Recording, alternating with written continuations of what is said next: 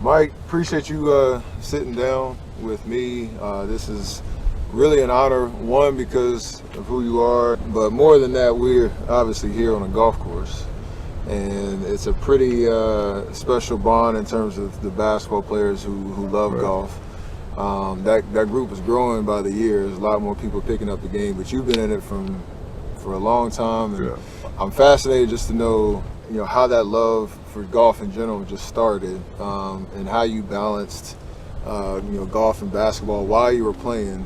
Because I'm in that boat right now, and I feel like sometimes I'm playing too much golf, but sometimes I feel like I'm not playing enough. Well, that's the easiest point. I mean, that's the easiest question I can answer. Is that when I was playing, it was snow on the ground in Chicago. There was no golf courses. There was nothing. If it was, things would have been a little bit different. But I kind of got into golf mainly because, from a competitive standpoint, to me, it is the hardest game to play. Absolutely.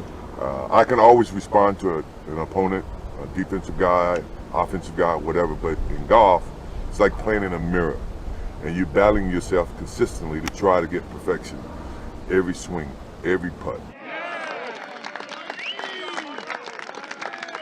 For a competitive person like me, this is what keeps me sane, because when I walk away from the game of basketball, that was enough to keep my competitive juices working. Absolutely. Now when I don't have that game, this game, and it even drives me crazy then. Now I go fishing in between my golf because I got to show patience in fishing. That's going to be relative to golf. Good morning and welcome to the first day of the 43rd Ryder Cup.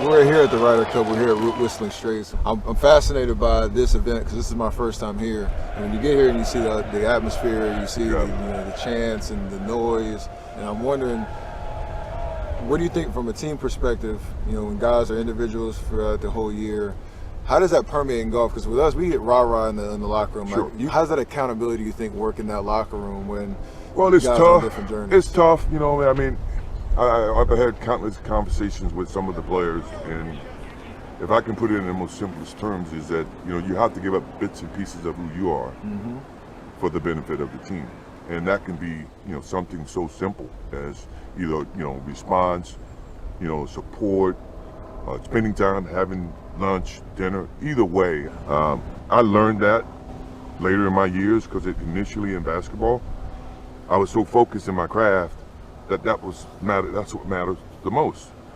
But to win, you have to give parts of yourself to other people and look at people in a different manner and come to accept them. Ryder Cup is very similar in the same sense. I mean, you got Tiger Woods on your team. Tiger Woods can only win 1 point. Yeah, 1 point. And he may not even win. It depends on if you're playing alternate shot. So it's things that you have to factor in. Our best asset is on singles, but we always seem to struggle in alternate shot and best ball. And that, I think, has been something that the European team has always been able to capitalize on. And for us, we should learn from that. Well, a fixture at Ryder Cups through the years. I first remember seeing Michael Jordan at his first Ryder Cup in Valderrama, Spain in 1997. These guys can go to any event they want in the world, and they never miss the Ryder Cups. I know you've traveled to Europe and been on the road venues. You've been in home venues. If you were on the Ryder Cup team, would you rather be playing on the road, somewhere in Europe, playing against that road crowd, being able to shut them up, or would you rather be on home turf, hyping, feeling the energy here with the home atmosphere? You know the answer to that. I know. I just want to hear it. I'd rather be on the road. I'd rather be on the road. I love playing on the road, and it seems as though your concentration level is much better. You know that you're not expected to win, so that you can have the opportunity to prove the unknown. And a lot of times when you play at home, you let your hair down, you get relaxed, you see more friends, you see more family, you got to worry about tickets, you got to worry about so many other different things. So I always love playing on the road, so it minimizes my thought process and I can focus on my craft. And I would imagine if I was playing on the Ryder Cup, I would much rather play in Europe than to play home. And there's another one for Dustin Johnson. That's Michael Jordan on board. You got a lot of different characters on the USA team. Do you see yourself in any of the Team USA members, who do you see yourself in the most in terms of their demeanor on the course or, Wow, that's something hard. about them? That's I know. hard. You could say nobody because they ain't on your level yet. No, I think I like to say that competitive nature is you can see it on a lot of the guys, and it comes in a lot of different ways. I can see a little bit of myself in JT. Mm-hmm. I can see a little bit of myself in Brooks. I can see a little bit of my calmness and confidence in DJ. So I mean, I can see a lot of those qualities that take to be successful. Basketball, especially in the way that you played the game, you could impact the game on both ends of the floor. And I'm sure you always felt like there was time for you to flip a switch and get things back under control. True. In golf, you can't really control what the other person's doing. How do you think that mentality is mastered in golf? I think when I talk to all of my buddies, and when they're playing the big matches, and I see that they're leading, the first thing I type to them or I text them is keep it simple. Mm-hmm. Because now you're not trying to overthink. Just keep it simple. Fairways and greens. Blah blah blah. You can't get it all back in one hole. You got to take a shot at a time. To me, those are simple conversations. That's a simple way to stop what you're thinking. I know it's a Ryder Cup. I know there's a bunch of people watching. I'm down 5 and after 5. Let's just keep it simple. Let's hit fairways and greens. Now, that's all you can do. You can't just turn a switch and say, erase the 5, let's start all over again. No, you got to challenge your thoughts to start basically working your way back to getting more confident about your swing, scoring, or lead the match. Now, it may not happen that way, but I think that's a good start, and sometimes it does. I've been to a couple of PGA events. I've been to one major. This is my first Ryder Cup. This is the first time that I've been on a course watching and haven't gotten the itch to go play. And I say that because the competition is so ripe. Yeah. Usually when I go to a tournament, I'm like, dang, like the shots are inspiring me I want to go to the range right now and work on this and that. You feel like a similar vibe, or is that competitive nature still like I stay in my lane. I stay in my lane. I watch these guys are good. Yeah, they're great. And to watch them under the pressures Yeah. of being able to hit shot after shot after shot, knowing that you got so many thousand people against you, and you have so many thousand people supporting you. You don't want to let them down. Being able to represent that fan base, USA or Europe.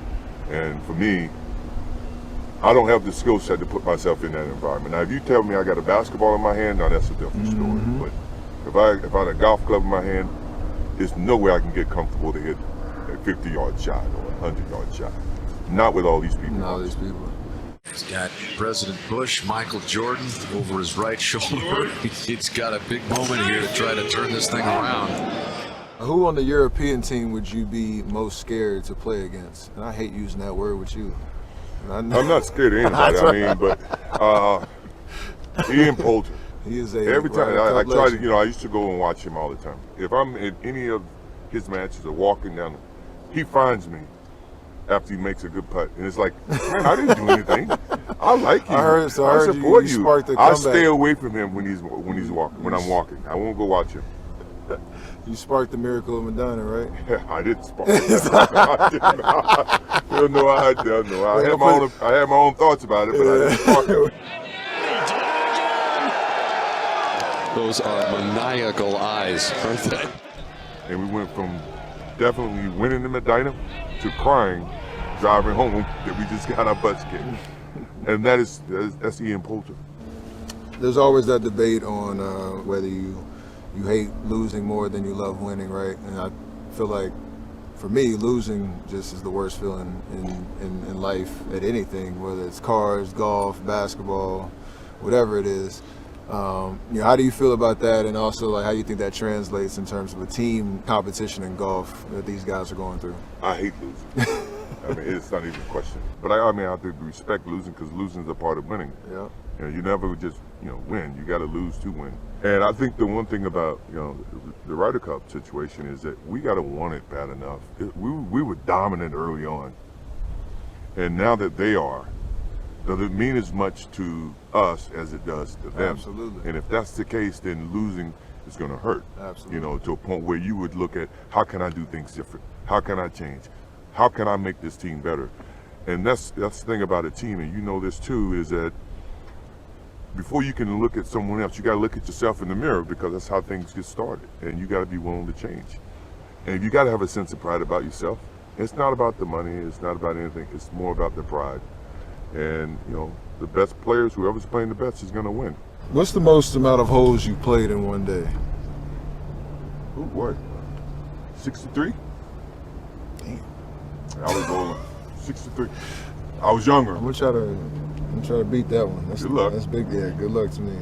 Out of all the players here this week on Team USA or Europe, whose game would you want to have the most? John Rahm. Quick swing, doesn't waste time.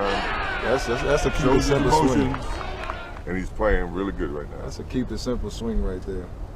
Who's the most fun basketball player you play with on the course, or one that you like to beat the most? Danny Ainge. He's my new favorite. I like that too. My new favorite too.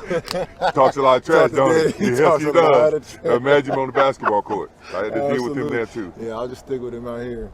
And last thing, what's your favorite thing just about the Ryder Cup? Once again, the camaraderie, the patriotism. You know, you representing your country. The chills I feel, and know that everybody's vying to try to win that cup.